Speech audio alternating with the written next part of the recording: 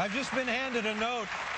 Automatic weapons proponents would argue that a despot like Gaddafi could not stay in power if the Libyan populace had stronger weapons. I'm not certain it implies, superimposes entirely, applies. But the point is, you launch the F-15s, you take his tent out and goodbye. That's it. It has nothing to do with who has more weapons in Libya. But thank you, caller. For that useful card. Now, I understand that you're thinking of taking another job. I have no idea, actually. I didn't realize that your contract is when? Soon? Yeah, it's up on the beginning of June, June 4th, I think. No. So that means... Can you believe it's been 5 years? No, I can't believe it. And so that means that theoretically you could leave the network? You can't leave the network, can you? Well, I mean, theoretically, yes, it means I could leave the network. Contractually, you could be free and clear of CBS? Yes. Oh, for heaven's sakes. Well, you don't want that to happen, do you? Well, no. I mean, I'm figuring out what I want to do, and I'm just sort of process of, figuring out the future. Yeah, but let me tell you something. Once you take the anchor chair, that's what you do. Really? Yeah. It's not like...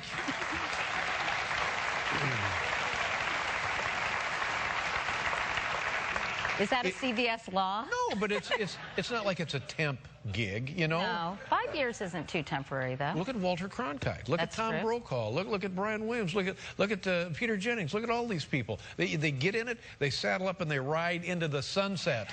Into the sunset.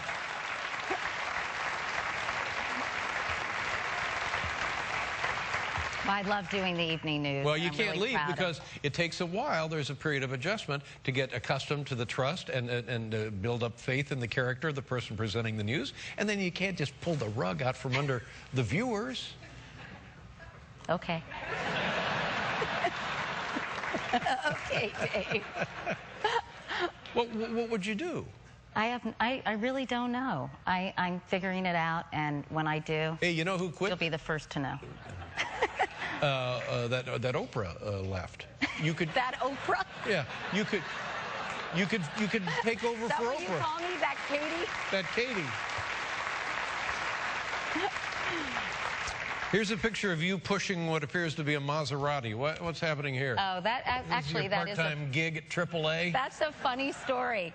So remember that big snowstorm about a month ago? I know it's been such a miserable winter, but sort of a giant one. And it was a beautiful sunny morning. I was getting a ride to work with a friend, and we saw this Maserati stuck in the snow. You know, one of those streets that goes through the park. Right. We said, what kind of idiot drives a Maserati in the snow?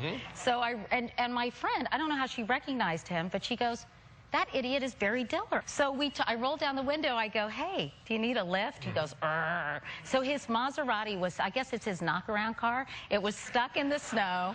So we got out and we tried to push it. It got a guy who was walking by to help us. So I said to my friend, you've got to take a photo of this because it's so funny. And then I tweeted it. And so that was just sort of an amusing, only in New York story. We ended up giving him a ride. He had to go to Teterboro to get on his private plane to go to LA, of course. And tell people, what does Barry Diller do? He used to, years and years ago, he used to run ABC, and then he went to the Home Shopping Network. Yeah, I don't know. I always just say he's a media mogul. Media mogul, yeah. And he has like the second largest sailing yacht in the world. Yeah. Yeah. And he would like to have the largest sailing. I'm sure he would. And he's married to Dion von Furstenberg, as you know. Yeah, so am I. Yeah. Anyway, it was a funny story, and we got a lot of attention. And then the Maserati people sent me a scarf and driving gloves. Oh, that's nice. A scarf. Because I wouldn't even know it was a Maserati unless my friend had said, that's a Maserati. You know, the car can't go in the snow. Send her a scarf. God almighty. That's not right.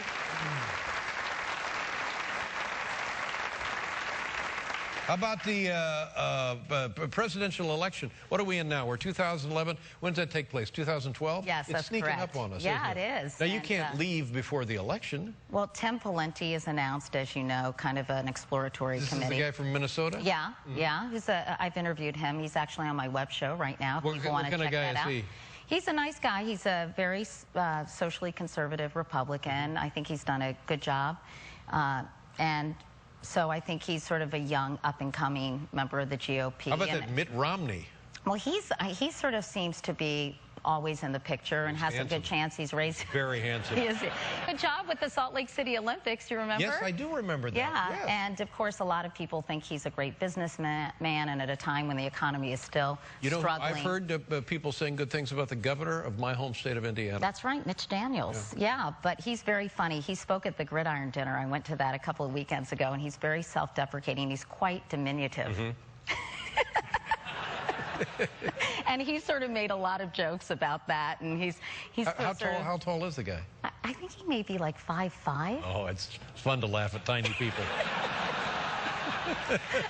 But he was really funny, and Kathleen Sebelius gave the Democratic response, and she was quite funny. President Obama was funny. He's as good. well. And in terms of is he going to be reelected? Gee, who am I, Karnak?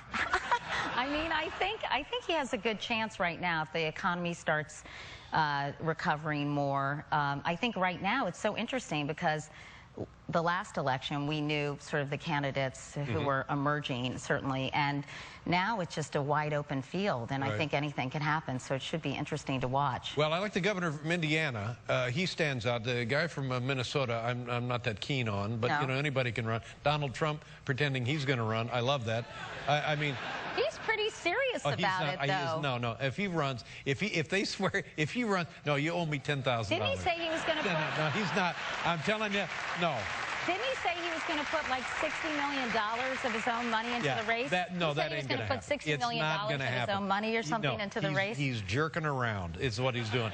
He's one of those kids that just wants to get in there and... Yeah.